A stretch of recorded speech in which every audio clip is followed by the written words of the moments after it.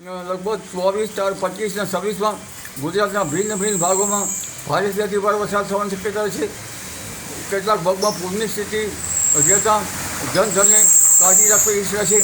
આ ઉપરાંત જોવા જઈએ તો તારીખ 28 ઓગસ્ટ આસપાસ બંગાળ ઉપસાગરમાં એક સિસ્ટમ બનશે.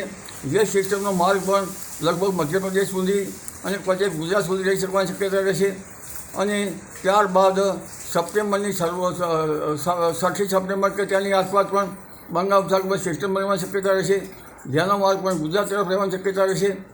જે એટમોસ્ફિયરિક વેવ જે છે એ મજબૂત છે, જેના કારણે 10મી સપ્ટેમ્બર સુધી રાજ્યના કેટલાક ભાગમાં વરસાદ થવાની શક્યતા રહેશે.